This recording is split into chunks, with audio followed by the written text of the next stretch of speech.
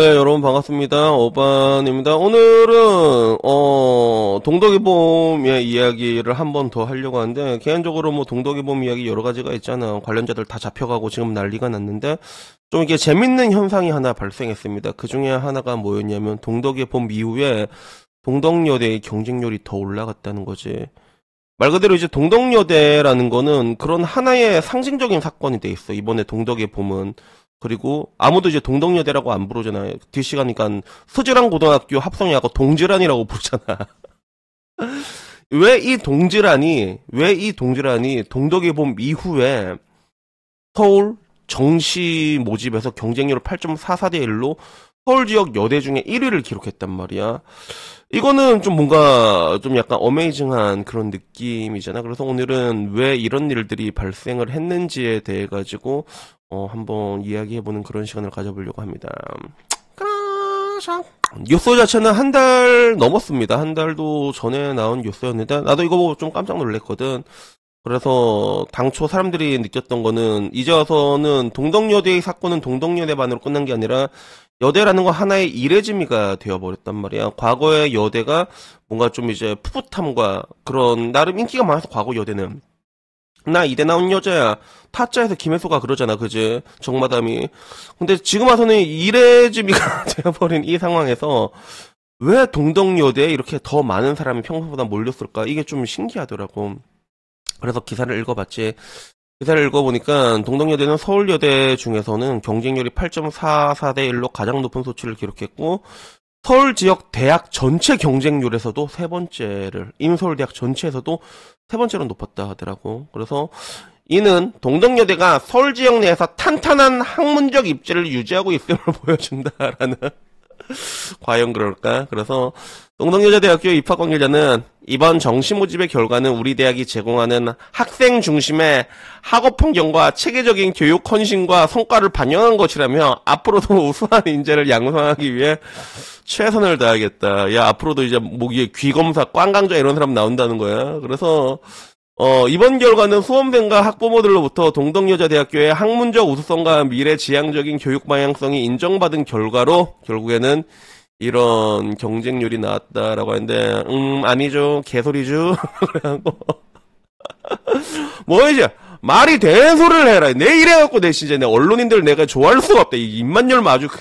구라만 그냥 나불나불거리고. 그래서 우선은 여기에 대해 가지고 내가 그래도 좀 이게 얘기가 머리가 좀 돌아가는 챗 GPT한테 한번 물어봤단 말이야. 근데 내가 얘기하잖아. 이번 대답은 별로 내가 듣기엔 별로 이렇게 와닿지가 않았어.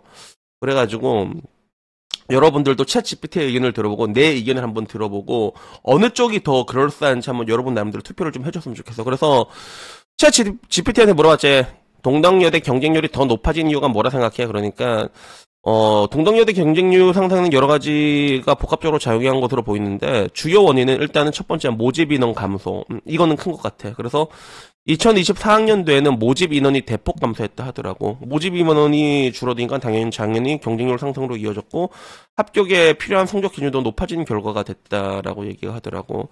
그리고 여기에서도 남녀공학 전환 논의와 시위에 이게 나오더라고. 그래서 동덕여자대학교에서는 남녀공학 전환에 대한 논의가 있었으며 이에 대한 반대 시위가 격렬하게 진행되었습니다.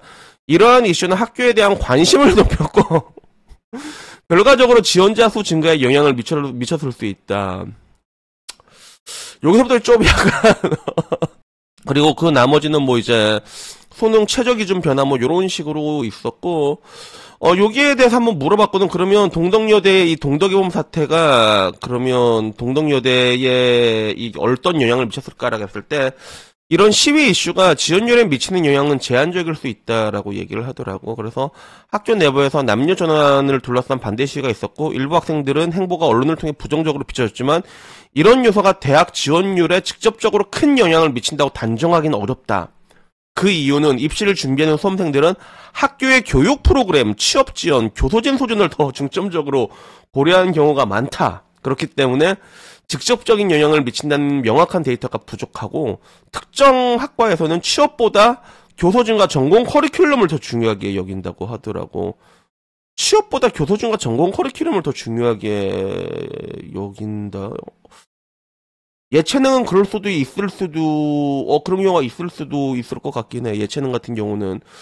근데 여대 특성상 지원층이 확고하다라는 얘기도 있더라고. 그래서 여대는 특성상 남자 경쟁자가 없는 환경으로 있기 때문에 결국엔 기존 여대 지망생들에게 큰 영향을 미치지 않을 가능성이 크다. 그래서 나는 원래 여대를 목표로 하고 있었고 시위 이슈와 관계없이 지원한다. 시위가 있긴 하지만 내가 원하는 학과의 교육 수준이 높기 때문에 지원한다. 뭐 요렇게 나왔습니다. 그리고 취업 시장에서의 인식과 실제 영향에 대해서는 굉장히 제한적일 거라는 그런 판단이 나와서 그래서 시위로 인해 기업 인식이 부정적으로 변했을 가능성은 있지만 기업들의 조직 문화와 맞지 않는 학생을 채용하는 것을 부담스러워 할 수 있고 그리고 특히 강경한 시위에 대한 부정적인 이미지가 형성되었을 가능성은 있지만 근데 대학의 전반적인 취업률은 급격히 낮아지진 않을 것이다. 기업 채용은 개별 학생의 역량을 더 중요하게 평가한다. 대학 브랜드보다 어떤 전공을 했는지 어떤 경험을 쌓는지가 중요한 경우가 많다. 이렇게 얘기를 하면서 결국에는 취업률에 대해서 이게 동덕의 보물로 인해서 어떻게 변했을 건지 구체적인 데이터가 부족하고 그리고 취업시장에서 인식이 100% 긍정적이지 않을 수는 있지만 대학 지원율 자체는 큰 영향을 미치지 않았을 가능성이 크다. 이렇게 얘기가 나왔습니다. 챗 GPT 같은 경우는 결국에는 여러 가지 글들 데이터를 취합해갖고 얘기를 하잖아. 그러다 보니까 사람들이 써놓은 글들이 어떤 논조에 있냐에 따라 가지고 거기에 좀 따라가는 경향이 있어. 그러니까 좋게 올라온 글들이 많잖아. 그러면 약간 그런 쪽으로 정보를 취합하는 경향이 있는 것 같더라고. 근데 내가 이걸 냉정하게 생각했을 때 지금 이 동덕여대의 사태는 뭐냐면 이거는 아까 말한 것처럼 여대라는 하나의 이레지민을 만들게 된 사건이었는데 이걸 끝나고 나서도 이게 사람들이 몰리는 이유는 가장 중요한 것 중에 하나는 그냥 저가 매수로 보는 거야. 저가 매수. 낮아질 거다라고 보고 있는 거지 사람들이 경쟁률이. 그래서 들어가는 거고 실제로 우리가 어렸을 때는 대학교를 왜 들어갔냐면 취업이랑 연관지어서 생각을 했거든. 당연히 취업이 될 거다. 그렇기 때문에 내가 뭐라고 얘기했어. 어느 대학 갈지 모를 때 그냥 공대 가라고 했잖아. 실제로 그렇게 많이 갔습니다. 갈 데 없으면 취업 잘 되니까 공대 가지. 취업 잘 되는 과로 가지. 아니 우리 때는 그게 정석이었어. 그냥 취업 잘 된 데로 가지 이런 거였는데 여자들은 그런 개념 자체가 일단 없어 기본적으로. 그러니까 첫 번째는 취업까지 생각하지 않을 가능성도 커.